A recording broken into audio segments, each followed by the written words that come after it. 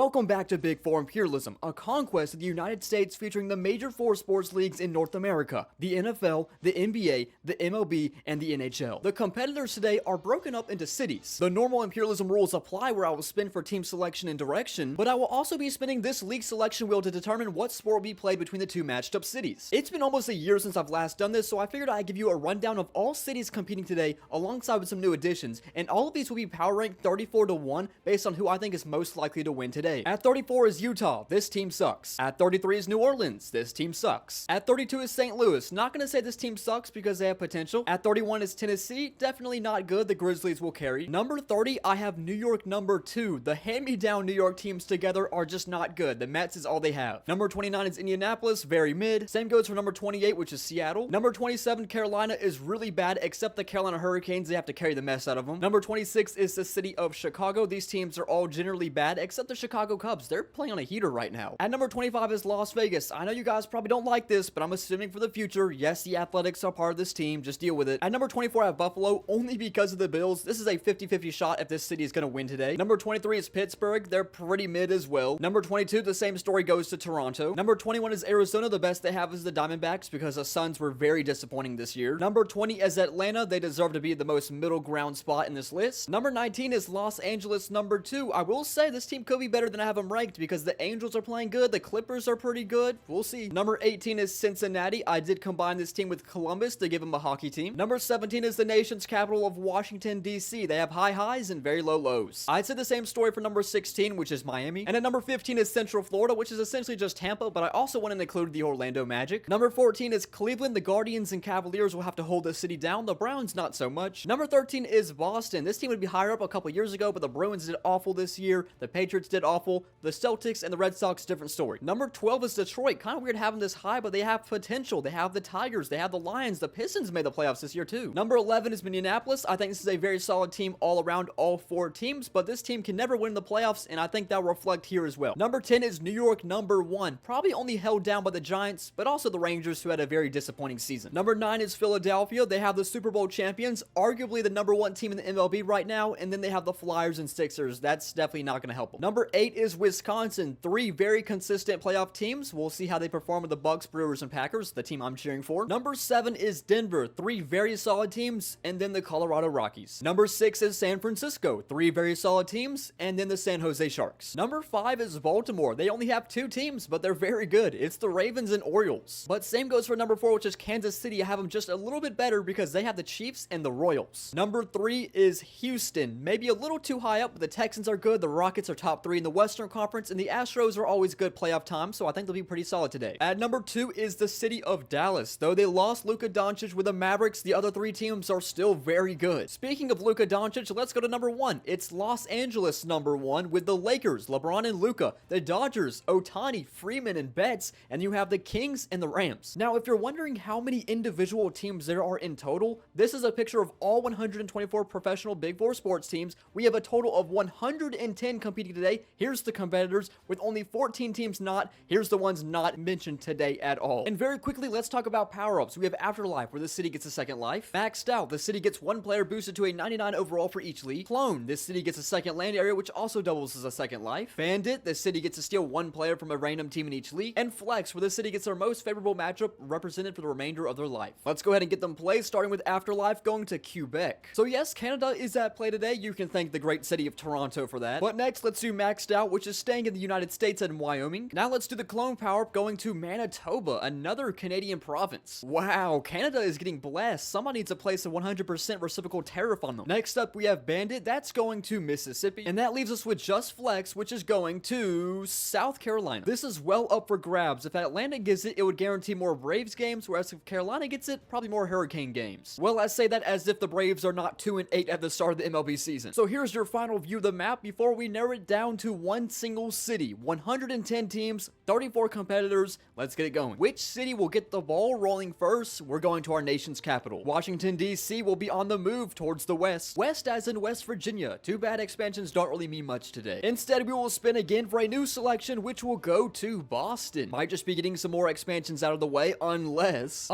this happens. Going straight from the center of Massachusetts goes into New York, the bottom of it, which is owned by the second New York team. Both cities have a team in each league. league, which is going to land on the MLB. So we're kicking this episode off with a really good matchup, by the way. It's the Boston Red Sox versus the New York Mets. A good first game to kick off Big Four Imperialism, as it's a 3-0 count. There's a strike for 3-1, but it seemed to me that Marty might be getting on base with a walk. No, he takes an inside strike. Full count for Hendricks. What does he deal? And it's swung onto first base, an easy out. Bernardino's in the game now for the Sox to close this one out. He needs 2 outs. 2-0 count pitch, low, 3-0 count. So Tyrone Taylor is taking a base as it was a 4-0 walk. 1-1 pitch, hits him. Okay, so now there's a runner on first and second. We're getting close to the end of the order for the Mets as well. 1-2 pitch for Bernardino for the bottom of the ninth. Swung on, contact's made. Can they make the double play? And they get a pop-up on the out right there at second base, but runners in the corners. What kind of goofy-ass throw was this? You wasted your sweet old time getting the second base, and there was no play at first because of that. And that brings Francisco Lindor. The leadoff hitter makes contact, but it's foul. 2 outs as well. Base hit ties this game. He takes an inside strike for 1-2. One more strike will move Boston on, and Lindor goes down on a strike. Game over. The Boston Red Sox survive. And just as I imagined New York number 2 would struggle today, the Mets was their only option to win games. They couldn't even get it done here. So as a result, Boston's knocking on the door to take down the other New York team. They have 2 more to go to complete the New York gauntlet. Remember, everyone, count your blessings. I'm so glad we didn't have to see the New York Jets play that game. Let's go to the Carolina team. I don't know why I said that so enthusiastic. Not like this team's gonna get absolutely crushed unless it's the Carolina Hurricanes that get landed on, but hold up a second. Well, what I said is essentially coming true. The Carolina Hurricanes will be getting landed on because going down to South Carolina gives them the flex power, and this one's gonna allow them for their best matchup to be played for them for all times. So yeah, I'm basically saying the Panthers and Hornets are not gonna see the light of day. Thank the heavens. However, looking at their borders, that might not always be the case. Atlanta doesn't have a hockey team, so they can't play in that sport. Above them, the Capitals are better than them. They won the Metro. Their only good opportunity is against Tennessee, a hard to land on against the Predators. But as long as the Charlotte Hornets don't touch the floor, we should be fine. Let's go to Miami. As always for a Miami team, they are suffocated in South Florida. They only have one option, and that's to go up to play Central Florida. This is another true Big Four matchup. Both of these cities have Big Four teams, even though Central Florida is not really a city. But let's go to the NBA. Isn't this a very exciting matchup? 2 of the most play-in teams of all time, the Miami Heat and the Orlando Magic. It's a 3-point difference here in the Kia Center of Orlando. The Magic actually are in the lead right now. Bam Adebayo might shoot a 3-pointer. I would hope he doesn't. Instead, it's passed on the Wiggins with 4 seconds on the shot clock, and he pulls it and he drains it to tie it up at 105. 2 minutes to go. The Magic are now pushing the floor in the paint off the glass. Can't get it to go. Wiggins with the rebound. Andrew Wiggins in the paint now, spins around looking for a shot off the glass, draws the foul, can't get the bucket, but he'll shoot 2. He made the first. This is to make it a 2-point game. Yes. Anthony dribbling from the top of the arch, a little too fancy, but he does get in the paint. Does it work out? Yes, he draws an and 1. This is to bring the lead back for the Magic, but he gets it to go off the bounce. 90 seconds to go. We're going back and forth with the lead changes. Andrew Wiggins looking for separation. Instead, he drives his way in the paint and he gets 2 points again. Anthony with 5 seconds on the shot clock has to throw something up. 3 seconds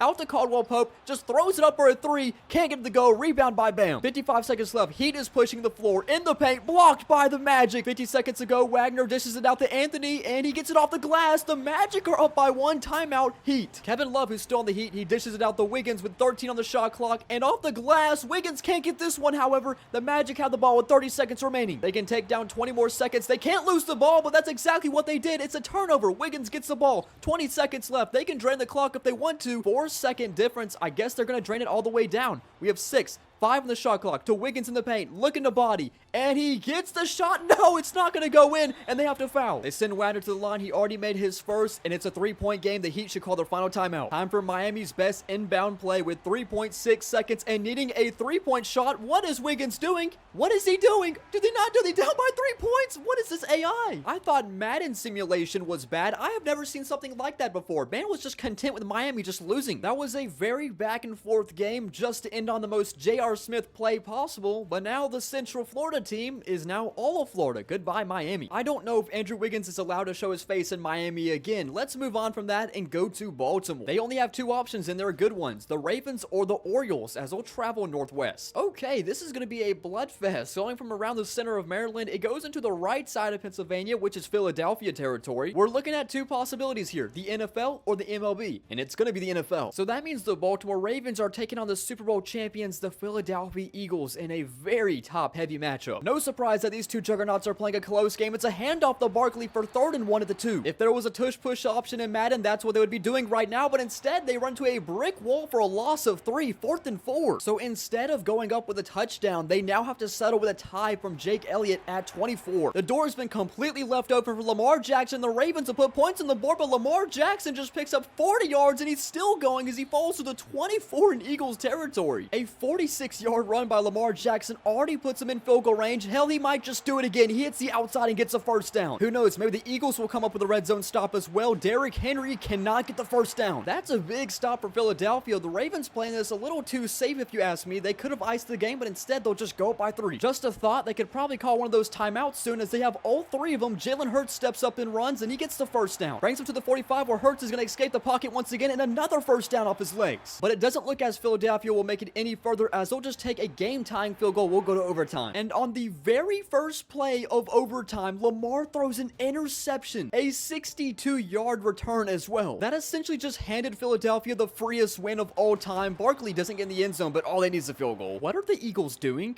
All you need is 3 points. You better not fail this. What are we doing? I thought the Andrew Wiggins incident could not be topped.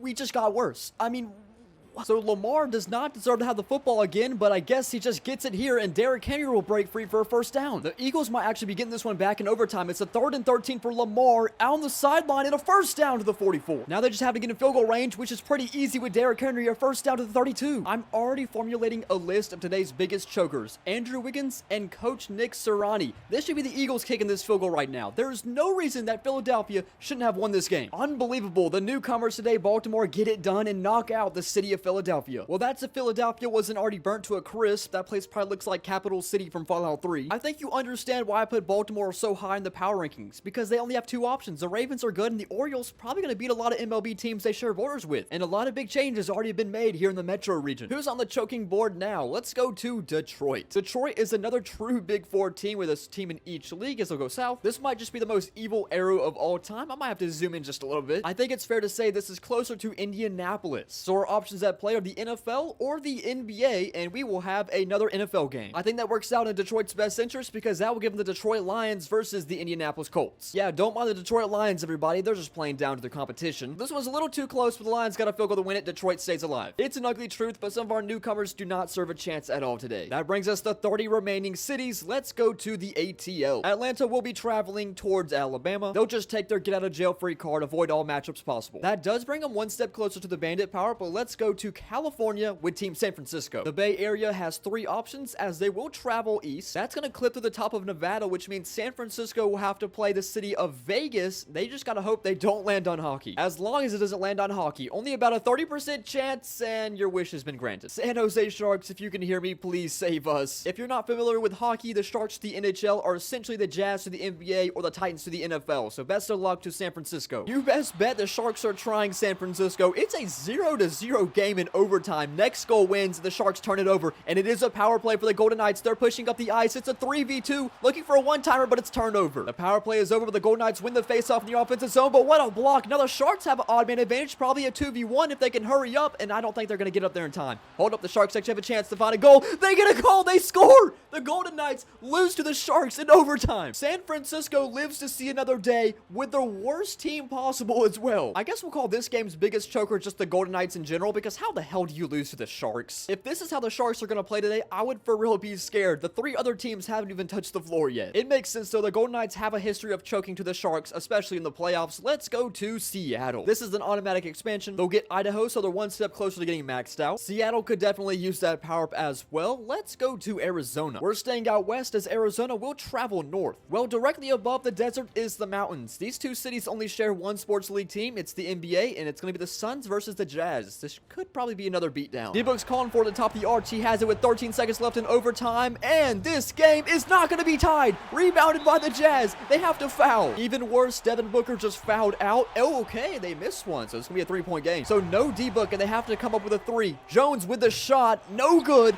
Rebounded by Utah. This game's over. Utah wins 139-135. I call this another upset. What a win for Utah. I said they should celebrate. They should pop up some nice cold ice beers. Oh, wait, they don't do that over there. The unfortunate truth is that Utah Utah is sandwiched between San Francisco and Denver, so that might be the only win they'll get today, but good for them. Let's go to Los Angeles, number 1. I can go and tell you that a really good team is about to leave today as they'll go up north. One of my least favorite things of playing by geographical rules is that I have to abide by the fact that teams like this are going to be matched up pretty early. Los Angeles versus San Francisco. Every option is on the table for Los Angeles. They'll get the MLB. Good. That's probably their best one. Doesn't mean it's an easy matchup, however. San Francisco Giants versus the Los Angeles Dodgers. It's an NL West top dog matchup. Giants are trailing by a run in the bottom of the ninth, but they do have a runner in scoring position on second base. It's a 2-1 count for Wilmer Flores, and this is a strike. 2-2 pitch. Inside, but he looks for a bunt, but he pulls back in time. So it's a full count for Wilmer Flores, and he swings on it. It's a strikeout for out number 1. Patrick Bailey up next on a 1-1 count. Might have a base hit. Is it going to land? Yes, it will. Are they going to send the runner home?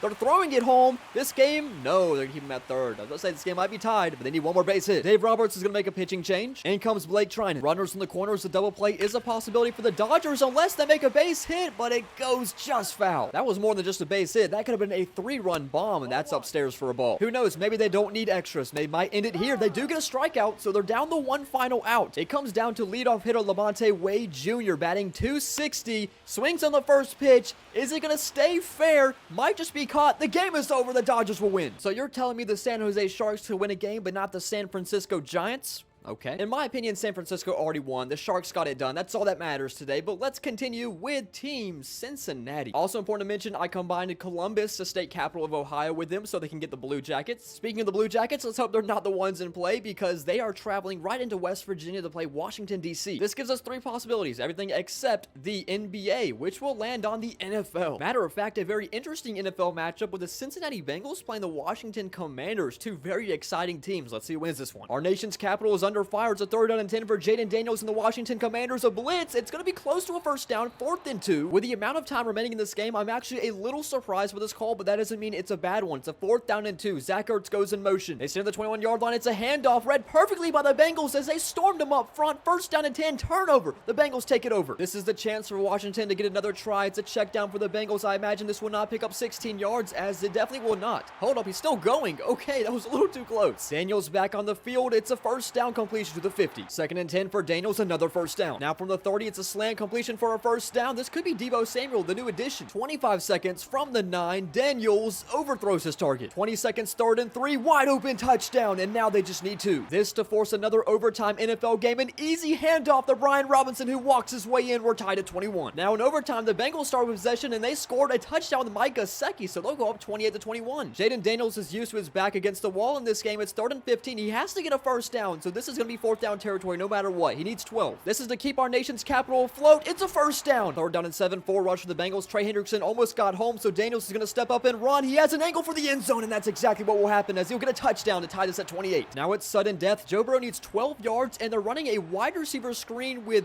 Jamar Chase. Questionable call. All the Commanders need to do is get in field goal range, and it's looking pretty good. They're at the 47, at the 38. They should kick a game-winning kick soon, and that's exactly what they did. The Commanders will fight back and beat the Bengals. The nation's capital is still up, and with this win, DC will now share a border with 6 different cities. That brings us to 26 remaining cities. Let's go to Seattle once again. I'm assuming they're just going to be expanding again. That's exactly the case. They'll venture into British Columbia. I wouldn't expect anything different out of Seattle. Let's go to New York. Well, the one that is still remaining, that is. Their arrow landed east, which is expansion to Vermont, but also blocks Boston out from moving upwards. Let's just get these out of the way while we still can. We can go to Baltimore, though. Lots of possibilities for them as they travel west. Well, they already took down one Pennsylvania team. Can they do the same to Pittsburgh? It's either the Ravens again or the Orioles for the first time. We're going to baseball, so it's the Orioles. Orioles versus Pirates, too. Very favorable matchup. Bautista just loaded the bases completely. Runners on 1st, 2nd, and 3rd. Now one big swing would be the difference in this game, and trying to find it right there is a foul ball. Would be an insane turnaround for Pittsburgh. This is a base hit. It gets through the gap, so they're going to score a run. 4-2. Do they send another one, or is this going to stay like this? They will. It's 4-3. All of a sudden, the Pirates could walk this one off. It's a 1-run difference. They still have a runner on 1st and 2nd. Baltimore brought in Keegan Akin to close this game out, needing 2 more outs. This is a little blooper. Could it be a double play? Out at 2nd. Is there a play at 1st? Safe at 1st. Runners in the corners. I don't think that was a definition of a blooper. I'm not too good with MLB terminology. That's a strike. I know that. Will Baltimore survive? Strike out. Game over. Just barely Baltimore survives. Gotta give it up for the Pirates, though. What a fight that was. And so Baltimore has sunned the state of Philadelphia. They went went 2-0 against both of their teams. And they won a game with both teams as well. The Ravens got one done, the Orioles got one done. This is what I'm saying, they're scary. Well, here's a quick full map update as we jump up to turn number 10. So, 9 cities down, let's go to Seattle again. Let's just keep on getting it out of the way. I mean, at this rate, I don't think it's ridiculous to say that they're inching closer and closer to that clone power-up. Imagine they get it before Toronto even does. And for our next spin, we will head to the nation's capital again. A lot of repeats at this moment, but Washington, D.C. will travel southeast. I think it's safe to say that hits the Outer Banks of North Carolina. So here's what's going to happen. Remember, Team Carolina has the flex power-up, so they get the best matchup possible. The problem, however, let's talk about their matchups. You have the Panthers versus the Commanders. That favors Washington. The Hornets versus Wizards. That favors absolutely no one. And that only leaves us with Capitals, Hurricanes. Remember, this would be a Carolina home game. I think I have to do hockey here. I'm also trying to save your eyes from watching a Hornets-Wizards game. I would even pay $10 for that. Also, more fittingly, I think I'm cheering for somebody here. Capitals win the face-off. Here's a shot on net. It's blocked up top, but what a save by Anderson, who barely puts his stick out and gets it. Hurricanes just look out of breath right now. The Capitals have all momentum. This shot barely misses. Still maintained by the Capitals. Another shot over the net. Oh no, there's a power play being called. Capitals going on a man advantage. Yeah, you kind of can't do that. Hurricanes have killed 30 seconds of the power play so far, but here comes the Capitals. Another good save by Freddie Anderson. Capitals get it right back, however. Another save. He's been so clutch. 30 seconds left in the power play. Here's a shot for Ovechkin. Saved by Anderson as he puts his whole body weight on the ground to save it, and the Hurricanes have an empty net. That's because we have a cross-checking call, so the Hurricanes will get a power play of their own. Almost 7 minutes have passed in overtime, and another penalty's coming. Wait, what? What just happened? That shouldn't happen. That's a delayed penalty. You can't score on a delayed penalty unless they own goal. Did they own goal? What the hell just happened? He owned goal. He owned goal. Okay, so on a delayed penalty, the team that committed the penalty cannot score a goal because they have to touch the puck. When you touch the puck, the play stops, and that's when the penalty starts. I thought the Hurricanes touched this puck. No. He owned goal.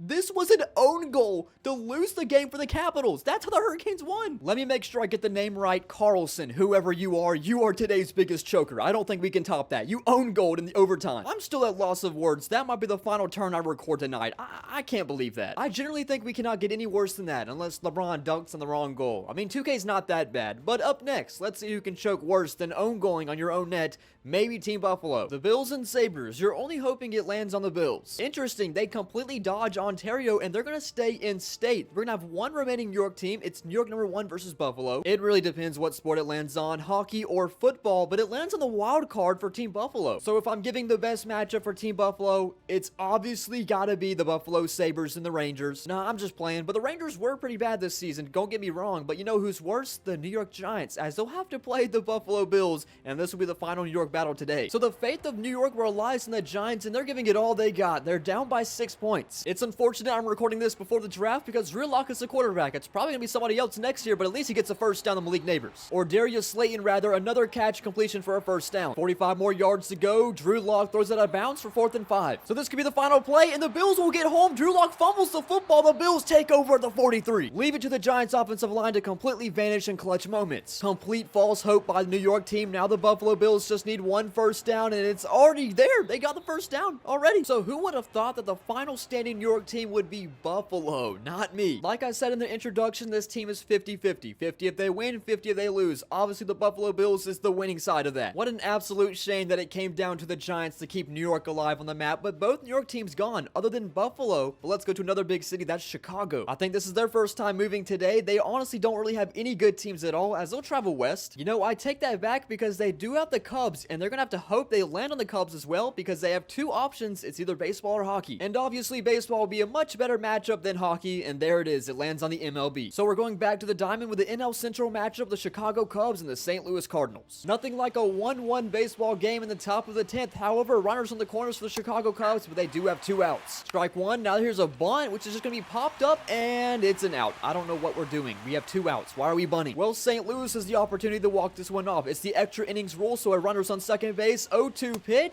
Strikeout. Got him looking. And this one's popped up for the second out. Brendan Donovan belts puts this one up to center field. Are they going to send a runner home? This would win the game for St. Louis. No, it's staying at third. I wish I could see. It's a battle at home plate right now, but that's a strikeout. The end, the 10th inning. We're going to the 11th. Cubs have one more out left in the 11th with Suzuki at bat, and he is going to hit this one, breaks his bat, and it's popped up for an out. Exact same situation for the Cardinals, and he chases that one. Let's go to the 12th inning. Nico Hoerner, please just get the Cubs back on the board. What are we looking at there?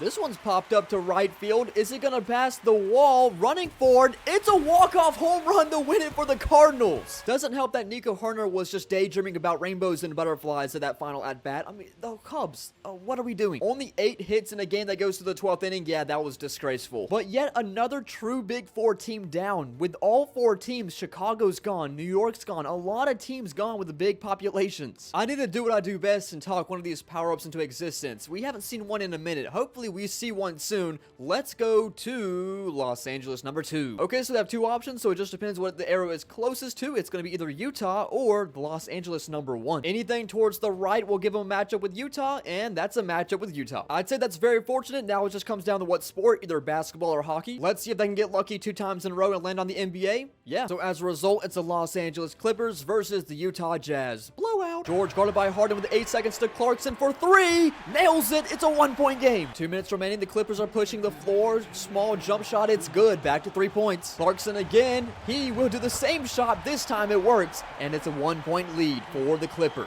Kawhi Leonard in the paint. No, he airballs it or it was blocked. Either or. 55 seconds left for Markkanen as he finds his way in the paint. Can he get his way to the basket? He's fouled. He'll go to the line. First shot that tied the game with Lauri Markkanen. Yes, 137s each. This is for the Utah Jazz to lead.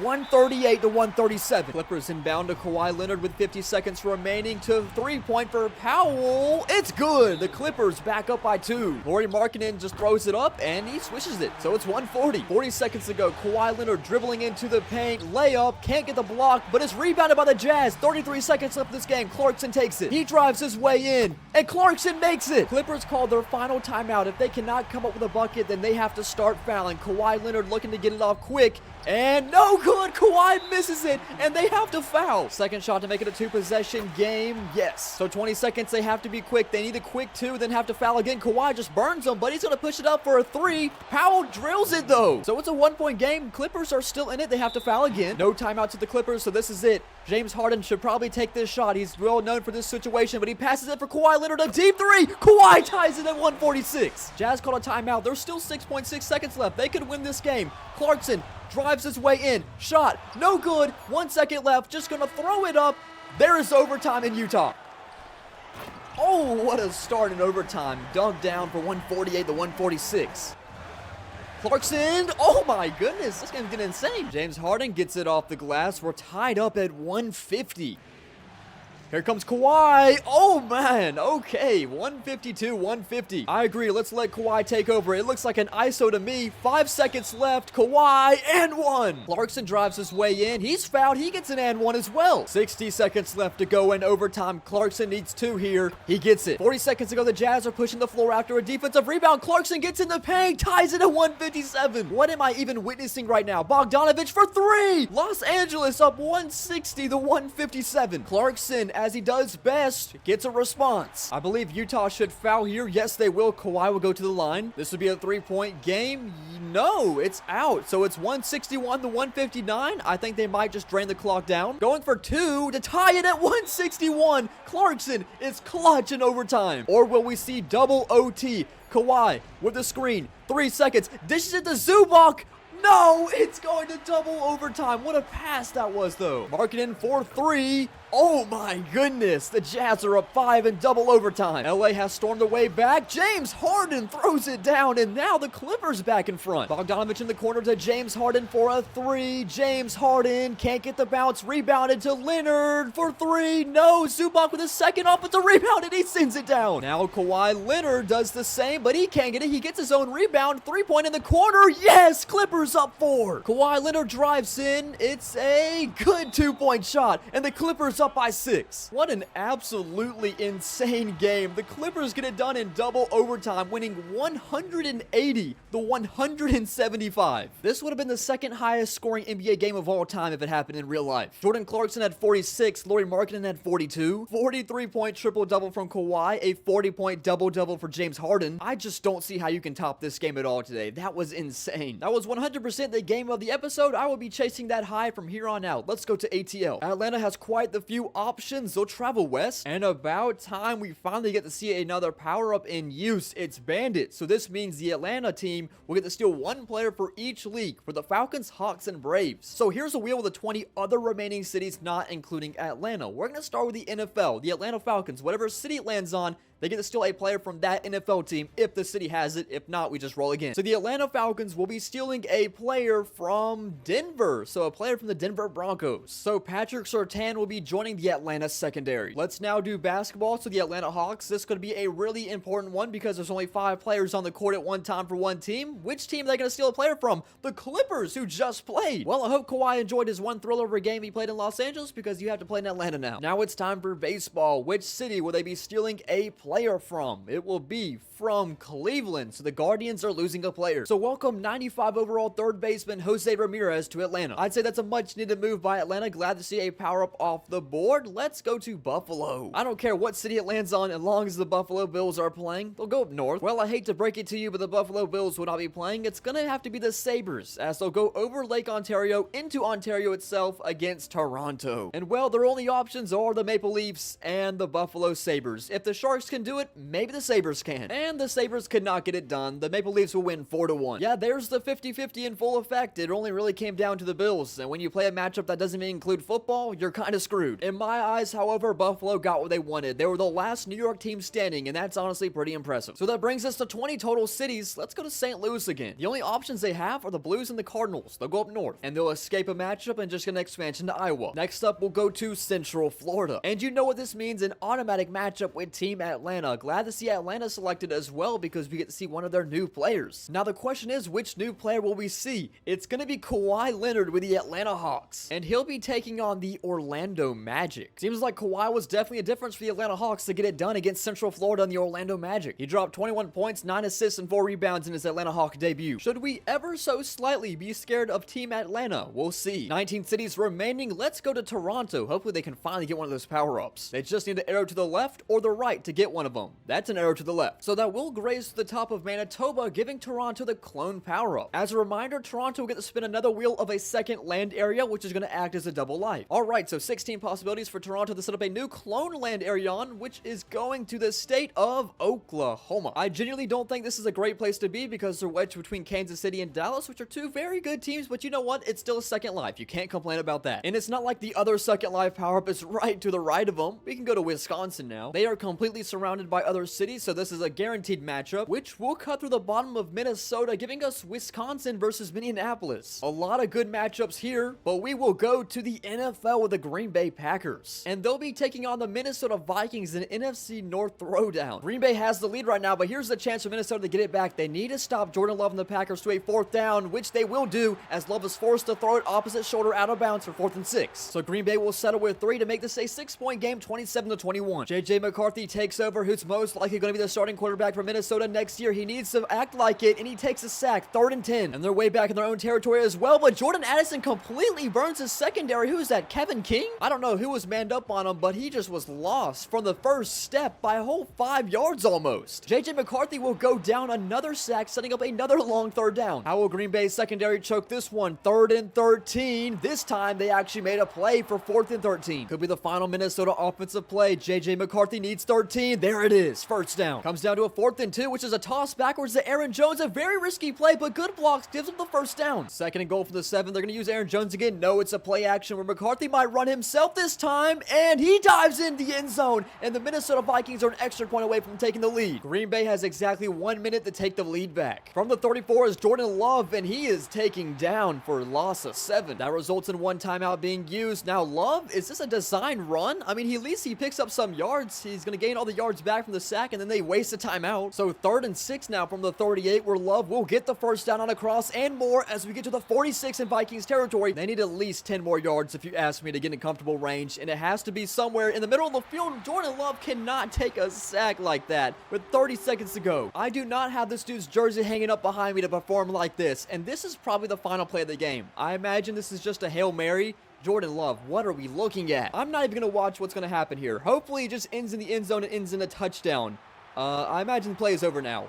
What? What? It's a touchdown? Are you serious? Is that the strat? Should I just close my eyes every time we need a Hail Mary? Jaden Reed ends up being a touchdown as he throws it down the left sideline. You already know what happened because you saw it yourself. What the hell? Unbelievable. Oh my goodness. Every video I do from here on out, I just have to do that. I just have to not watch it. I almost wish I could have saw that one live because that ended up being a really good game too. I mean, so many good games happening right now. You know this video is taking me a long time, especially since I just got a haircut in the middle of it. But let's finally go to Denver. This is a city I'm excited to see, except the Colorado Rockies, but they'll travel north. All right, I've been waiting on this one. Right north of Colorado is the state of Wyoming, home of the maxed out power-up, which means one player in each sports league is going to be turned into a true 99 overall. Now, I have full creative control over this power, which means I get to choose which players become a 99 overall. Obviously, it makes sense to choose the quarterback for the Broncos. That's Bo Nix. For the Denver Nuggets in the NBA, I decided to bring back prime Russell Westbrook. For whatever reason, I can't make him a 98, but as you can see, every single stat's a 99, so he's essentially maxed out. For the Colorado Avalanche, they really don't need a 99 overall skater, so might as well just max out their goaltender, Mackenzie Blackwood. And for baseball, not much is going to help the Colorado Rockies, so for their best player, Ryan McMahon's now a 99 overall. I don't think there's a better city that could have gotten that power up, but let's go to Tennessee. This is their first move today, and more than likely their last. I guess I shouldn't necessarily rule them out quite yet, because Tennessee's taking on Atlanta, and it's either going to be NFL or NBA. I don't really know what's best for Tennessee here. I guess it's got to be basketball. So as a result, Kawhi Leonard and the Hawks are already back on the court, and they'll be playing Ja Morant and the Memphis Grizzlies. Let's see if Ja Morant can nail down this three. It's rebounded by Edey, and he gets it off the glass for a 2-point game. Down comes Trae Young. He just throws it off the glass, and oh my goodness, what a slam. How the hell did the Grizzlies respond from that? That is something Ja Morant would do himself. He has to do something here. He has 4 seconds. Does he get in the paint himself? He'll drive his way in, he'll shoot,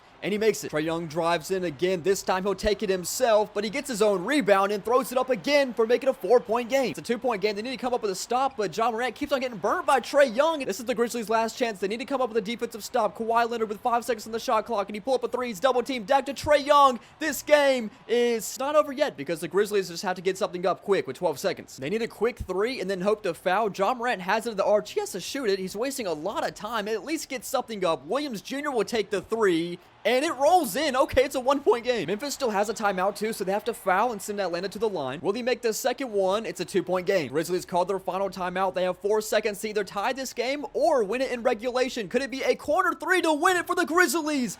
In and out, rebounded by the Hawks. Atlanta holds on. Make that 2 Atlanta Hawk wins in the last 3 turns. And even scarier, Kawhi Leonard has not contributed that much. You just wait till we have to see the Atlanta Falcons, then everything will start going south for real. But now we have Boston. It's been a while since we've last seen this city as they'll travel north. This means that Boston's going to challenge one of the 2 lives currently owned by Team Toronto. Everything on the table except the NFL, we will go to Canadians' favorite sport, hockey. So the Maple Leafs are back on once again, and this is a relatively interesting matchup. Even though the Boston Bruins were pretty bad this year, these are 2 very competitive teams when they play each other. It's the Bruins versus the Maple Leafs. Toronto wouldn't be eliminated if they lost this game, but they would sure like to win it anyways as they trail by a goal late in the 3rd period. Bruins keep on passing the puck, looking for a shot on goal, but this one bangs off the post, and the Maple Leafs will take over. Just inches away from being a 3-1 game, but they still have the opportunity right here, but it's a save. Leafs looking to establish here. Look at this line change, and what a hit! Okay. Past the red line, now into their territory for offense. This one is just snagged away by Swayman. Minute and 15 seconds left to go. Traffic in front of the net, but no, it's not there. And now it's a power play for the Maple Leafs. Not a great penalty to call with 1 minute remaining in this game. It's a slashing minor. At least they maintain possession. Riley, save. Another shot. Another save for Swayman. Their goalie is still in net, so it looks like they're content with playing the rest of this game in 5v4. They only have 35 seconds left to come up the goal. Maybe one final push. Here comes McMahon to Robertson. Backhands it. No good. 23 seconds left to go behind the goal. Here's a forecheck by the Maple Leafs. The Bruins just trying to get this one out. Waste some time. Here's an odd man rush, just gonna shoot on an empty net, but he completely whiffs. How did you miss that? It's a 6v4 for the Maple Leafs, and they've established nothing. One final chance, 8 seconds, Domi,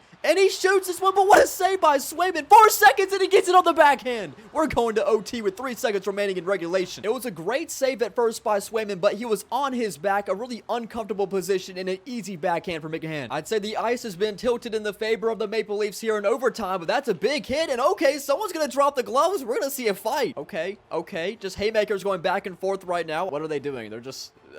okay, weave. Oh, damn, okay, he got knocked the hell out.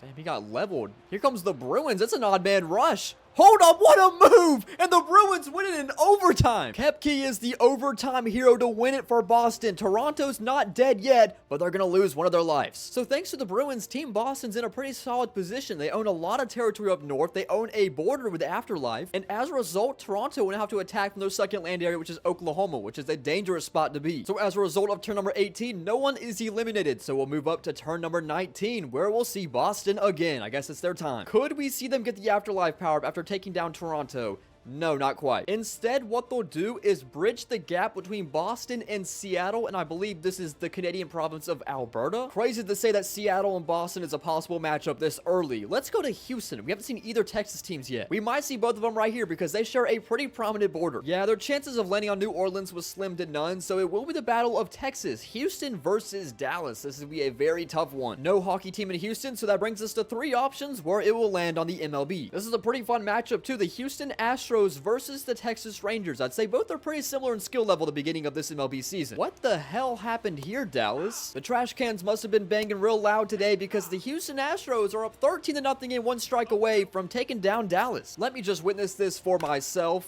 Okay, is this the dagger? And game's over. Jose Altuve, 4 for 6, 3 RBI. Yeah, he was definitely mic'd up. Well, damn, I guess I take back what I said about these two teams being evenly matched. That was not the case at all. I'm also just not expecting Team Dallas to lose like that. This is one of the greatest teams today. You know who I blame? Nico Harrison. This is all his fault. Ever since he traded Luka Doncic, everything has gone wrong for Dallas, including what just happened there. At least we can still say Luka Doncic is alive on this current map, and St. Louis is next. Can't believe the Blues and Cardinals have made it this far for them as they'll go south. Well, I guess they'll be taking it a little further as they'll open their borders to 4 new teams. They don't call St. Louis the gateway to the West for no reason, but we can go to Seattle, who if they conveniently get an arrow towards the right, which is close, they would be playing Boston, but I don't think it's going to hit it. Yeah, it was actually just down enough where it's going to go through Montana, so this is another expansion. We can just get these out of the way while we still can. We'll go to Los Angeles number 2. Could we finally be setting up the big LA battle? No. Okay, enough of the expansions, please. Don't take New Mexico. I hate to break it to you guys, but somebody's got to play a matchup. Will it be Kansas City? Just do not go up north. Whatever you do, do not go up north. Expansion number 4 in this turn alone. Surely that'll be the last one. Surely. Well, at least the map is nice and colorful now, and we'll go to Detroit. Haven't seen them in action in quite some time. I think they have to play somebody. Unfortunately, Detroit cannot make the 5th expansion in a row into Lake Michigan because they have to jump over it, and they have to play Team Wisconsin. So same Big 3 leagues as last time. I'm surprised Wisconsin does not have a hockey team, but will land on the wild card. So the best matchup possible for Detroit. Wow, this is tough. I think it's too early in the MLB season for me to make a judgment if the Tigers are better than the Brewers. I think I have to do Lions versus Packers here because the Lions did sweep them the regular season. Is this an easy matchup for all means? Definitely not, but it's probably the most favorable. You know, I would feel pretty bad if the Packers ended up winning this game because that's not really much of a wild card for the Detroit Lions. Look at Josh Jacobs. There should be some time left over in this game. Even if the Packers do score a touchdown, they'll get a first down. Clock is down to 4 minutes. 1st and goal from the 8-yard line. This should be a touchdown for Green Bay to Josh Jacobs. They'll take the lead by 1 point right now. And now they have a very important chance to make that lead 3 with this 2-point conversion. Passing Jordan Love from the 2. Broken up. It's just a 1-point game. That's huge. 2nd and 4 for Jared Goff. This is the first down into Packers territory. I think it's just about time Green Bay starts calling some of their timeouts. 2nd and 6. Jared Goff almost intercepted. No, it is intercepted. I think it's Xavier McKinney at the 2-minute warning. Oh, I feel awful for Detroit. I set this matchup myself with a wild card, and now the Lions will have to be the ones calling timeouts if they can't stop Josh Jacobs here as he picks up 5 on the ground. Comes down to a 3rd down and 5 where Jordan Love's going to throw, and he takes a sack for a loss of 16 yards. So the Lions are getting it back. Detroit has life again with 65 seconds from the 28. Almost another interception. How did you drop that? Well, it doesn't seem as a field goal is an option. We've seen this once today already. Do I have to close my eyes again? Yeah, I might as well. I don't want to watch this. Give it 5 more seconds. 5, 4, 3, 2, 1. What happened? Game over. Green Bay wins. So I guess when I close my eyes, it favors the Packers. Did I screw over Detroit? Possibly. Did I do it on purpose?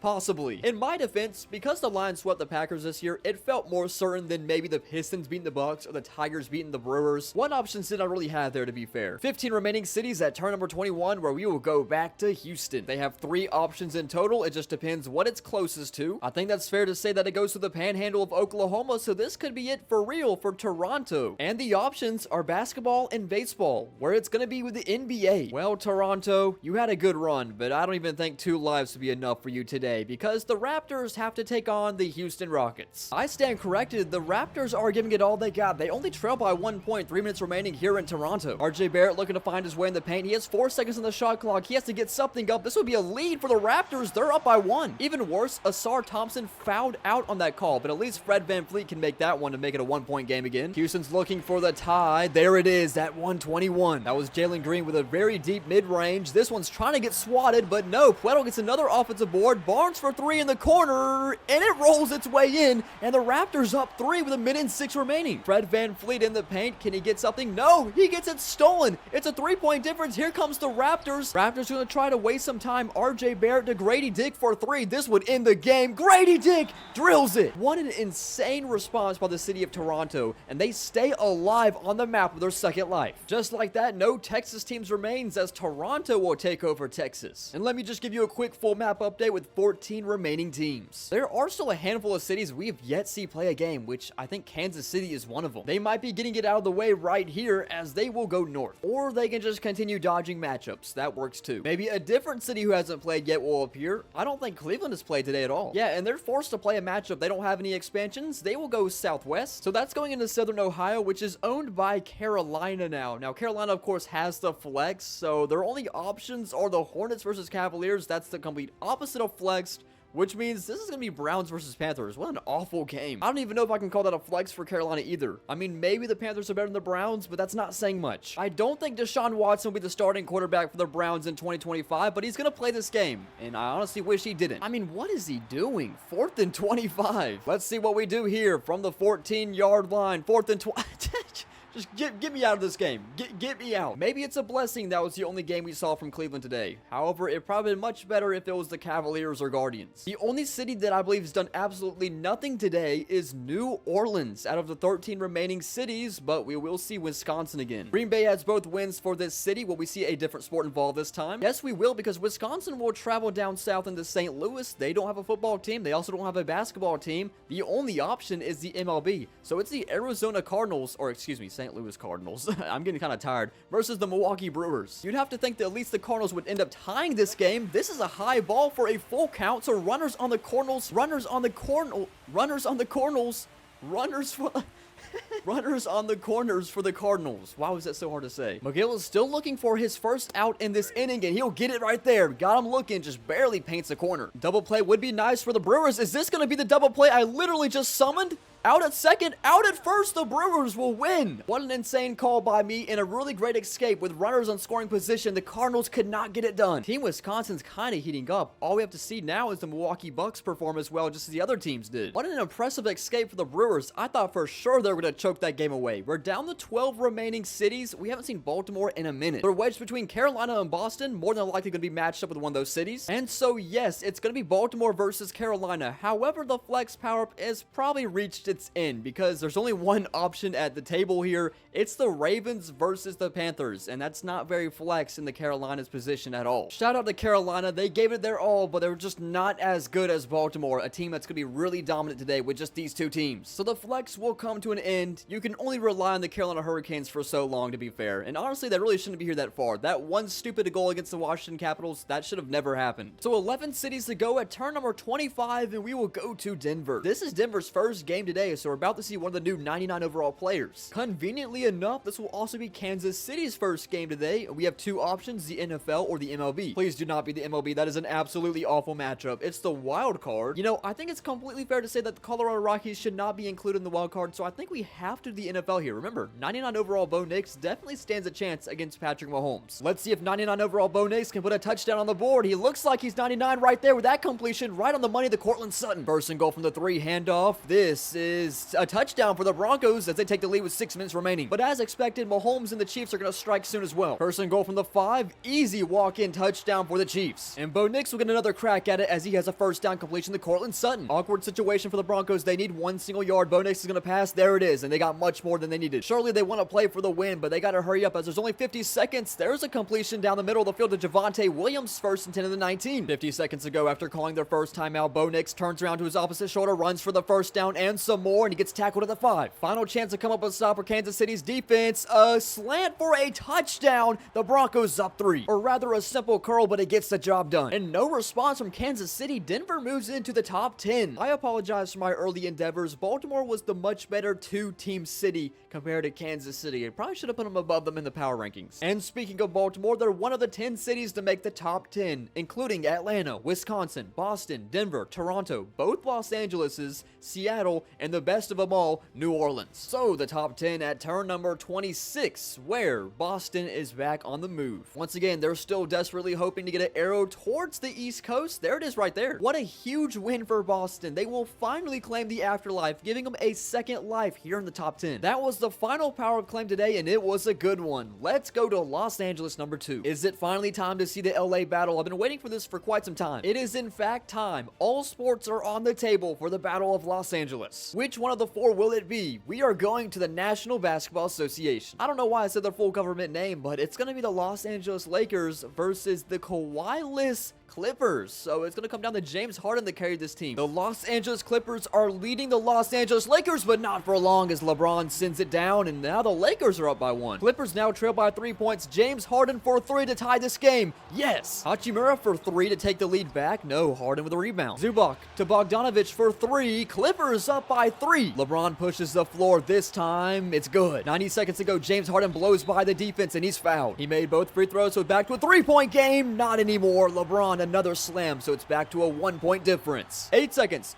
James Harden takes it. The Powell for a 3-point shot. Yes! Clippers up 4 with 57 seconds. He's made a lot of clutch threes today. LeBron in the paint. Good shot to make it back to 2. Can they come up with a defensive stop? Luka on Harden. No! Rebounded Hayes. Austin Reeves takes it. Is he going to drive in? He'll stop to Hayes. Hayes ties the game off the glass. 5 seconds difference in shot clock and game clock. James Harden just drives past the entire defense, pulls a 3 a little too early if you ask me, and LeBron gets the rebound with no shot clock. 5 seconds remaining in this game. LeBron makes a move. 3 seconds. Oh, he's blocked by Zubac. Bogdanovich rebounds, and we're going to overtime, tied at 111. 5 minutes to start. LeBron back where he started, but Hayes takes it right back down. Clippers looking to pull ahead by multiple possessions. James Harden can't get it, but Zubac has been a rebound monster, and he puts it back up. They're up by 4. When is Luka going to do something? He's been getting his cardio in, but LeBron just takes it to the rim himself. 5 seconds to shoot. Double teamed. Luka, what is you doing? Luka might as well just go to the damn bench at this point. James Harden, the Jones Jr. for a 3 in the corner. Okay, maybe he gets another rebound. Can he come up with a tie? He's trying. He's fouled, and he'll go to the line. So Luka tied the game at 117. Powell at the top of the arch. No, their 3-point shots are not falling now. So the Clippers are down by 2, unless James Harden has something to say about it. No, they're missing everything. Luka getting all the boards too. LeBron drives his way in. Up by 4 are the Lakers. James Harden almost gets it stolen, but he sends it to Powell in the corner. Another 3-point miss and another rebound by Luka. Clippers need 4 with 45 seconds remaining in this game. There's 3. They finally get 1 to fall. LeBron James takes it himself. Another slam by LeBron. James Harden from the top of the free throw line. Okay, they're only down by 1. They're not going to foul as well, so the Lakers need to take this down as low as possible. LeBron draws an and 1. Absolutely clutch play by LeBron, and now they're up 4. That might just do it for the Clippers unless they can drain another 3. Bogdanovich. Okay.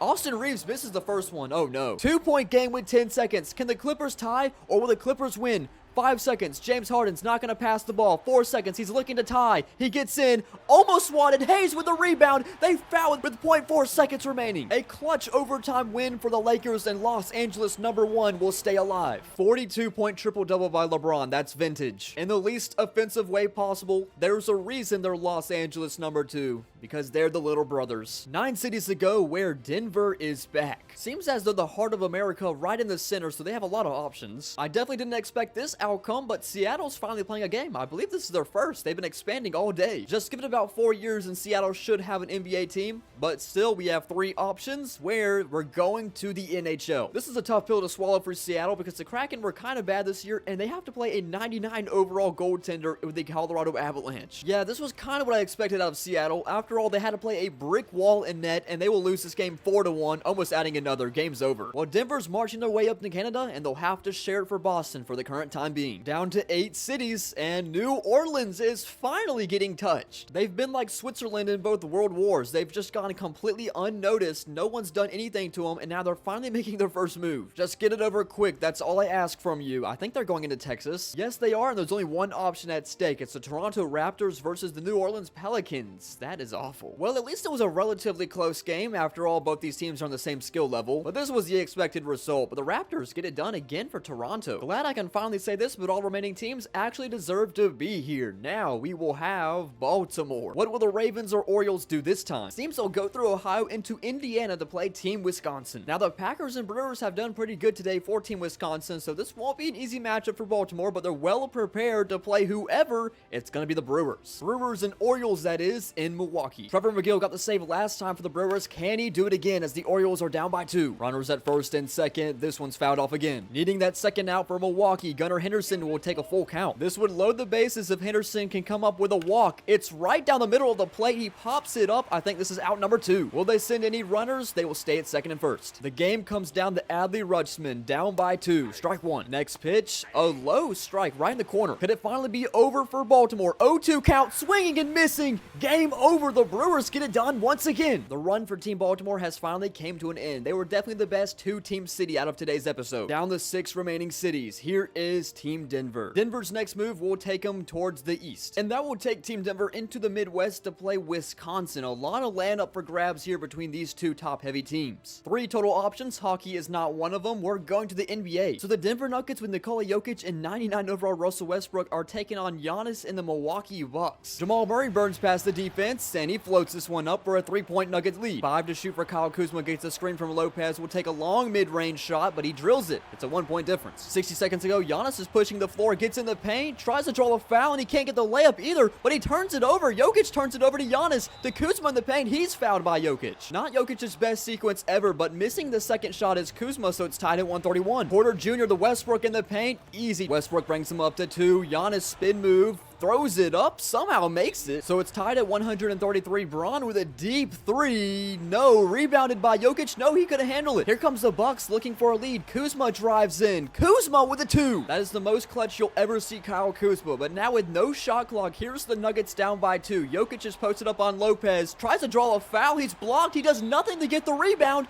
And the Nuggets have to foul. Dame can make this 4 points if he makes both of them. No, it's a 3-point game, but there's no timeouts for Denver, so they need a 3 with 10 seconds. Westbrook should probably take this. He's 99 overall. No good. Lopez with a rebound. Giannis is fouled. It seems a maxed out Russell Westbrook could not save the Nuggets. And how about Team Wisconsin? Each team won at least one game today, and this will be a lot of land handed over to Wisconsin. So here's the final 5 with Los Angeles, Wisconsin, Toronto, Atlanta, and Boston. Boston's definitely enjoying holding on to this afterlife power for as long as possible. I'm a little skeptical of Toronto and Atlanta. It doesn't really seem like they deserve to make it this far, to be honest. Atlanta's up next. They might play Wisconsin for the 3rd straight game this team's involved in. Never mind, they're going to get a little bit of lucky. Kentucky wasn't even touched at all today. They wouldn't be that lucky if they got landed on again, however, because they have to play another game if so, and that's exactly what happened. The chances of this landing on Toronto are slim to none, but we'll spin anyways. Honestly, it could do it. What are the chances that this air goes through Louisiana instead of anywhere with Wisconsin's territory? So it's Atlanta versus Toronto instead. There's no hockey and there's no football for Team Toronto and Atlanta, and we will land on baseball. So it comes down to the Toronto Blue Jays and the Atlanta Braves. Like I said in the intro of this video, the Braves started out the season very bad. Let's see if they can pick up the pace and get it done here. Here in the Rogers Center, an extra innings tied at 4. Base hit for the Braves. They're going to stay alive in the top of the 10th. They're going to send the runner home as well, and the Braves are up by 1 in the top of the 10th. Will the Braves keep their offense alive? It's a ball inside, a walk. Runners on first and second. Jared Kalenic up to bat, swings on the first pitch, pops it up, and that should be an out. We're going to the bottom of the 10th. Down by 1 are the Blue Jays.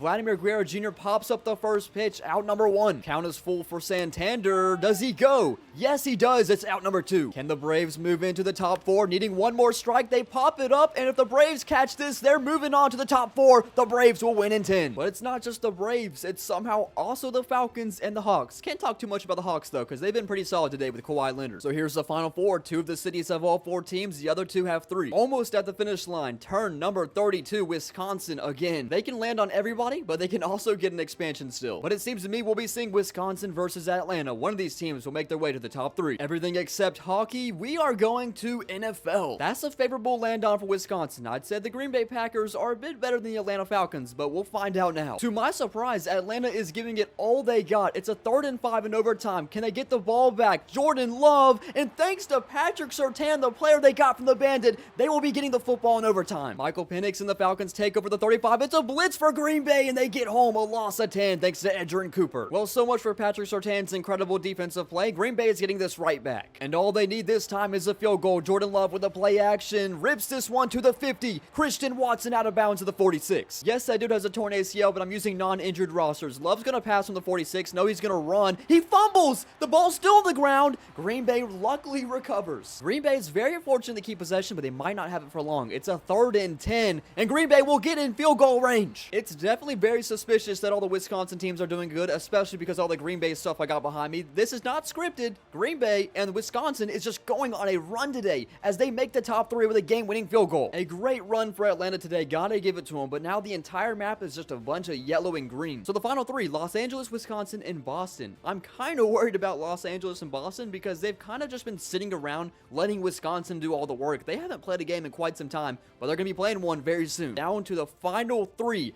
It's going to Wisconsin again. The only team doing anything at this point of the video as they travel west. And that goes right into Los Angeles. Wisconsin might be mismatched for once. The Bucks would lose to the Lakers in my opinion. The Brewers would lose to the Dodgers. They might just hope for the Packers again because they've been on a roll. Once again, no NHL, but the 3 other sports are an option, and it's going to the MLB. This will definitely be a tough game for the Brewers as they have to go into Los Angeles and play the Dodgers. But they have won 2 games today. Can they make it their 3rd? I didn't expect it to be easy, especially against the Dodgers, but we need to see Prime Yelich here for a chance for the Brewers. He's the final out for them as well, and he tries to pull back, but it's strike 2. Can Yates close us out with a 3 strikeout? Yes, he will, and it's a short abrupt end for Team Wisconsin, Los Angeles to the top 2. And I cannot be too disappointed by that. It was an amazing run by Team Wisconsin today. The only thing better, obviously, would have been winning the episode itself. Well, this is what it comes down to. 2 very large cities, one of the best on the West Coast and one of the best on the East Coast. But remember, Boston, very fortunate to still be living with 2 lives. Los Angeles has to climb an uphill battle to beat them twice. Turn 33. Final 2 teams. We are going to Boston. That's not necessarily the greatest thing because that means they're the attacking team. And traveling west because they don't have all of Canada, they have to play Los Angeles on the road. It's good to see all options on the table again. And we haven't seen hockey in quite some time. So could this be it? It comes down to the Boston Bruins versus the Los Angeles Kings. If the Bruins get it done, then Boston is victorious. How about the Los Angeles Kings? They're going to keep the city alive and take away the afterlife from Boston. It's a 4-1 victory, and we will see a turn number 35. And here's the only map change we have to make on this turn. We're back to even strength. The final turn, for real this time. Who's going to be the attacking team? So the team on the road, Los Angeles is on the road. Not going to spin an arrow because there's no point. Yes, there's still possible expansions, but they're pointless today. So Los Angeles is on the road for our final Big Four game today. Which one of the 4 will it be this time? It's the NBA. What a great matchup to end it on. This is NBA final kind of stuff right here. It's the Celtics versus Lakers in Boston. The road ends here. It's a 2-point contest. Los Angeles with Luka Doncic will tie it up at 111. Right off the inbound. Now here's Jason Tatum trying to work his way in the paint, feed it off the glass, but no. Hayes with a rebound, and he pushes the floor to LeBron. 2 minutes and 30 seconds to go. LeBron is double teamed, and he gets blocked by Porzingis. Lakers ball. Finney Smith for a 3. Contested shot. No good. Porzingis with a rebound. Drew Holiday with 10 to shoot. Gets a screen from Derek White. A 3-point shot for Holiday. No. LeBron. No good. Rebound by Tatum. Under 2 minutes to go. Tatum to Porzingis. Porzingis is blocked by Hayes. Out of bounds. Porzingis to Tatum for a deep 2-point shot. Drills it. That'll put the Celtics back up 2. Luka Doncic has something to say about it. A deep 3. The Lakers are up 1. Tatum can't get it to go. Finney Smith with the rebound. Will Lakers extend their lead? LeBron for 3. The top of the arch. Yes! Lakers up 4. 60 seconds to go in our final game. Tatum blows by the defense, tries to spin. Just gonna throw it up on a double team. No, Tatum misses again. They need a defense to stop Luka in the paint. Luka gets 2. This got out of hand pretty quickly for the Celtics. They need 6 points in 45 seconds, and Tatum has missed the last 2. Tatum misses again. Tatum has gone over 3 in his last 3 field goals. He has single-handedly costed Boston this episode. They somehow still have a chance. Just give the ball to somebody else, not Jason Tatum. Do not miss this one, Tatum. 0 for 4 in his last 4 field goals. Tatum is throwing. Never forget that Boston had a 2-life lead 2 turns ago. The Kings won, and now the Lakers won, and that's how Los Angeles will win Big Four Imperialism. Let me just read off the list of the biggest chokers today. We had Andrew Wiggins, we had Nick Sirianni, we had the Vegas Golden Knights, John Carlson, and Jason Tatum, who went 0 for 4 from field goals. You cannot do that in clutch time. But Los Angeles got it done. They were the #1 ranked team for a reason today. They were most likely to win, and that's exactly what happened. So let's turn the entire map gold.